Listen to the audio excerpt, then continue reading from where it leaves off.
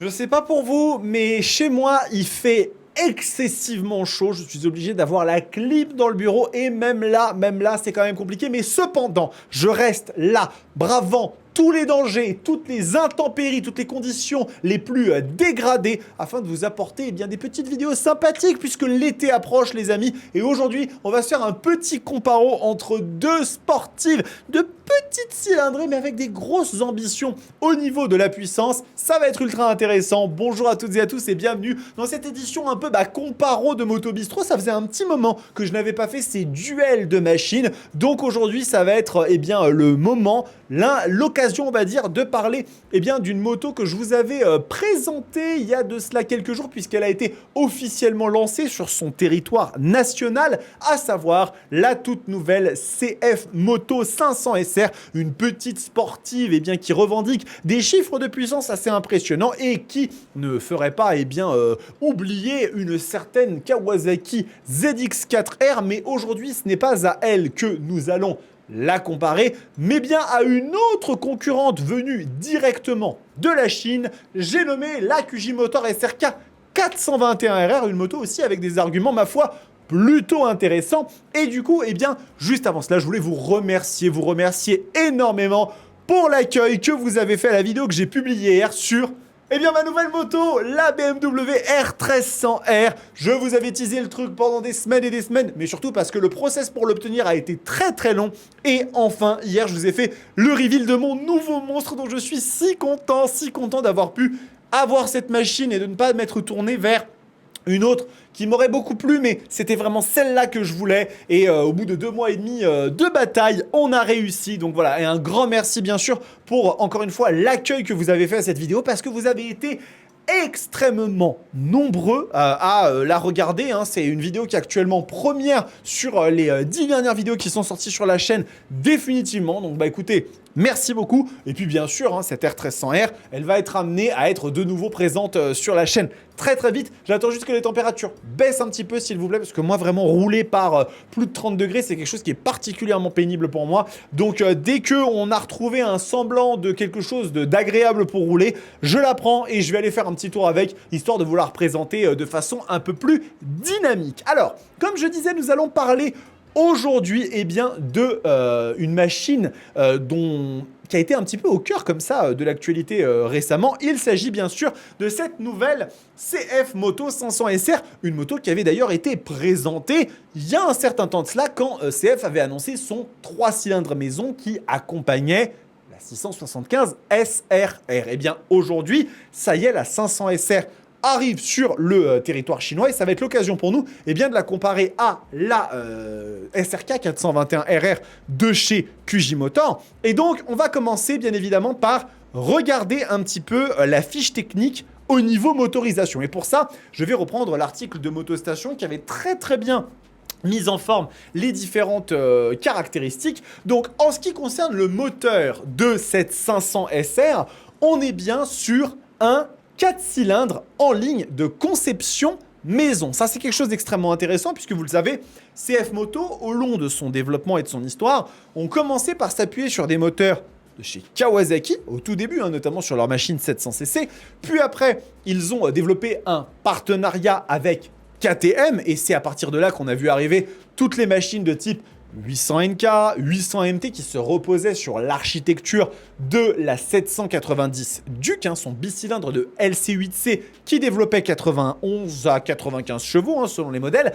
Et finalement, ils ont commencé à développer des moteurs maison avec notamment le 3 cylindres de la 675 SRR, le monstrueux V4 de la V4 SRWR qu'on attend bien évidemment avec impatience. Et ici, ce 4 cylindres en ligne de conception maison. Alors, en termes de performance, qu'est-ce que ça nous donne ? La fiche technique affiche 78,9 chevaux, soit 79 chevaux à 12 500 tours minute et 49 Nm à 10 000 tours minute. Ce sont des valeurs qui sont assez impressionnante, bien évidemment, d'aller chercher autant de puissance sur une cylindrée aussi petite, puisque vraiment le ratio cheval par centimètre cube, il est très élevé et il nous fait penser bien évidemment à la ZX4R qui est une moto chez Kawasaki à laquelle on est un peu familier, une vraie prouesse d'ingénierie des ingénieurs d'Akashi, mais donc du coup aussi à cette SRK 421RR qui, elle, également, est sur un moteur 4 cylindres en ligne développant 77,5 chevaux. Donc un petit peu moins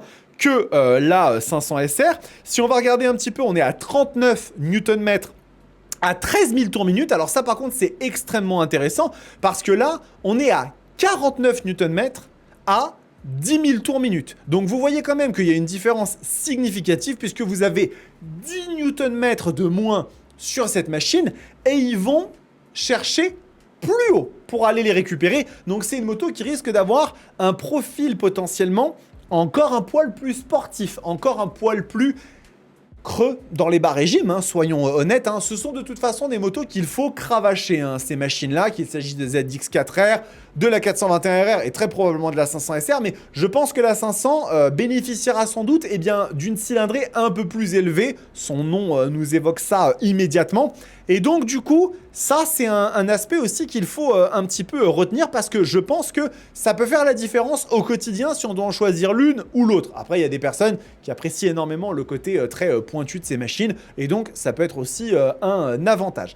Donc ensuite, nous avons une partie cycle donc avec un cadre treillis en acier au chrome molybdène, double bras en aluminium, fourche inversée de 41 mm entièrement réglable, amortisseur central réglable et un amortisseur de direction avec des freins qui sont donc confiés à Nissin, toujours avec, vous savez, cette espèce de petit rafraîchisseur, enfin refroidisseur de freinage qui sur ces machines-là est plus, on va dire, esthétique qu'autre chose. Mais une dotation, ma foi, en termes de partie cycle qui est solide. Elle est très solide. Qu'est-ce que ça donne du coup chez QJ Motor avec cette SRK 421 ? Bah là, il y a aussi du très beau monde. Si on va déjà regarder un petit peu le châssis de la machine, on va même cliquer juste là, ça nous emmène tout en bas. On va retrouver du coup un châssis qui est en platine en aluminium et treillis en acier. Donc c'est quand même globalement une solution qui est plutôt moderne. L'usage de l'aluminium montre qu'ils ont cherché à avoir quelque chose qui soit quand même assez sérieux, avec le partenaire historique, on va dire, de QJ Motor sur la suspension, à savoir Marzocchi. Marzocchi équipe quasiment l'intégralité des machines chez QJ Motor. On est sur une fourche réglable de 37 mm, c'est pas une très grosse fourche, mais en même temps sur une machine de ces dimensions et de cette cylindrée, on n'a pas forcément besoin d'aller chercher autre chose. On a un amortisseur arrière réglable hydraulique et également sur la moto, on a... est-ce qu'on a un amortisseur de direction ? Parce que ça, c'est quelque chose que je n'ai pas vérifié et je vais le vérifier avec vous immédiatement. Ce serait mentionné de toute façon dans les points un petit peu comme ça, clés de la machine. Donc peut-être qu'effectivement, on n'a pas d'amortisseur de direction, ce qui du coup est à l'avantage de cette machine-là, hein, de la 500 SR. Après, attention, les freins sont confiés à Nissin. J'en doute pas une seule seconde qu'ils seront de très bonne qualité. Ici, on voit très clairement qu'on a du Brembo M4.32 qui sont là aussi des freins extrêmement performants. Donc j'ai tendance à dire que je favoriserais peut-être un petit peu la partie cycle de la 421RR, mais sans pour autant renier celle de la 500 SR qui s'annonce elle aussi extrêmement performante. Quelque chose aussi à signaler sur la 500 SR, c'est que la moto, elle pèse 187 kg à sec, ce qui est quand même très léger, hein, on va être honnête. Sur une machine comme la 421 RR, on est donc ici sur un poids de 185 kg tout plein fait. Attention, cette machine est potentiellement bien plus légère que une 500 SR, 187 kg avec du coup à sec. Ça veut donc dire que on n'a pas l'information de la capacité de réservoir, mais même si on a 14 litres, ça va rajouter un bon 10 kg. Donc on sera vers les 197 kg à sec, sachant qu'on a quand même un peu plus de couple potentiellement sur cette moto. Mais du coup, l'avantage est quand même donné ici à la petite 421 RR qui est plus légère. C'est une machine que j'aurai peut-être l'occasion de vous essayer et ce serait extrêmement chouette.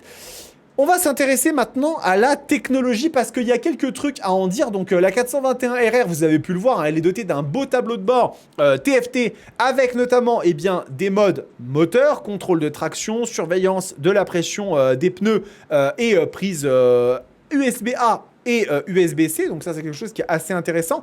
Ce qui n'est pas nécessairement mentionné, c'est la partie Quick Shifter, parce qu'en fait, sur ces machines-là, on est souvent sur des accélérateurs à câble pour un peu économiser au niveau des frais.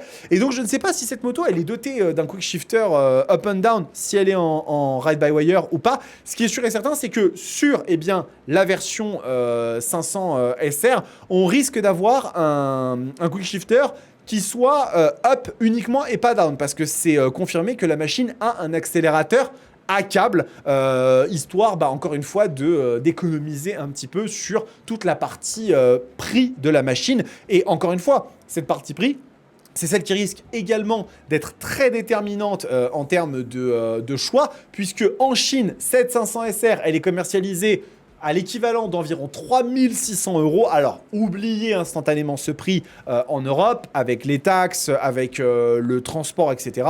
Ce sera très proche du double. Ce sera très proche du double. On sera, à mon avis, entre 6500 et 7000 €, ce qui vient se mettre en face d'une machine ici à 5999 €. Alors, encore une fois, il peut y avoir des arbitrages qui se font et qui peuvent faire pencher la balance en faveur de la CF Moto, tout simplement parce qu'aujourd'hui, le réseau chez CF Moto est plus développé. Donc ça, c'est quelque chose qui peut véritablement jouer en la faveur de la 500 SR.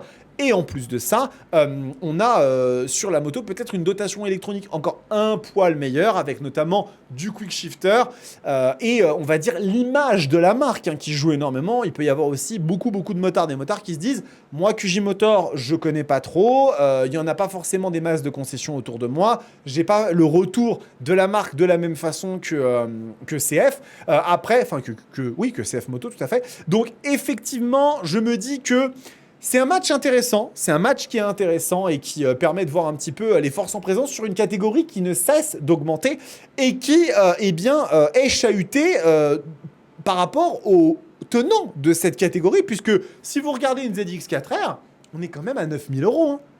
9000 €. Donc en termes de prix, alors bien évidemment, la ZX4R, c'est une moto, vous avez le sceau d'approbation Kawasaki, vous savez que vous êtes sur une machine qui est fiable, qui est très très bonne, avec une partie cycle excellente, c'est vraiment une super bonne machine, mais néanmoins, on commence à avoir un écart qui est creusé, puisque là, quand même, 9000 € par rapport à la SRK 421 RR, on a 3000 € d'écart, avec une moto qui est quand même très bien équipé ici. Donc ça commence un petit peu à faire réfléchir et je pense vraiment que les constructeurs chinois, ils ont quelque chose à jouer sur les grosses machines avec le fait de prouver qu'ils en sont capables tout simplement. Chez QJ Motor, on a la SRK 921 et la RR, on a les 1051 qui arrivent. Chez CF Moto, on attend bien sûr la V4 SRR, mais je pense que là où les Chinois peuvent vraiment faire une énorme différence, c'est sur ces motos de cylindrée, on va dire petite à moyenne, qui sont des machines sur lesquelles proposer des différences de prix des fois de 1500, 2000, 3000 €, ça peut vraiment faire un choix, un gap énorme entre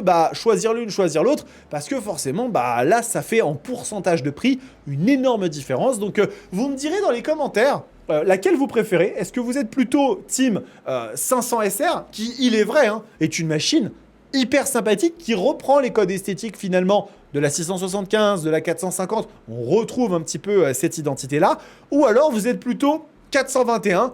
Je dois avouer que j'aime beaucoup la gueule de la 421, qu'il s'agisse du modèle rouge et blanc qui est vraiment super beau, ou du modèle noir. Peut-être que les ailerons, c'est peut-être un petit peu too much, vous me direz ce que vous en pensez, mais ça reste une machine que je trouve quand même très appréciable et je l'espère, j'aurai peut-être l'occasion de vous la tester sur la chaîne et de vous en dire directement ce que j'en pense. Voilà, ce petit comparo est terminé. N'hésitez pas à me dire si c'est un format que vous voulez revoir plus souvent, histoire qu'on puisse un petit peu se poser et regarder un petit peu comme ça, sur le papier, quelle machine pourrait être la plus intéressante. On conjecture un petit peu le truc. Si j'ai des observations d'expérience, je vous les donne. Mais je trouve que c'est toujours intéressant pour pouvoir un petit peu poser à plat les différents tenants et aboutissants de 2 ou de 3 machines. Des fois, ça peut être aussi avec 3 motos. Et de voir un petit peu comme ça laquelle peut être la plus à même de vous séduire. Voilà, écoutez, en tout cas, n'hésitez pas à vous abonner à la chaîne si ce n'est pas encore fait. C'est le meilleur soutien que vous puissiez m'apporter. Ça, je vous le répète tout le temps à chaque fois parce que c'est comme ça que ça se passe malheureusement pour nous les youtubeurs. La répétition fixe la notion. Et en attendant, les amis, on se retrouve très très vite pour de nouveaux contenus. J'ai encore beaucoup de choses à vous montrer dans les semaines et les mois à venir. L'été va être très très chaud. Prenez soin de vous, kiffez vos bécanes. Ciao.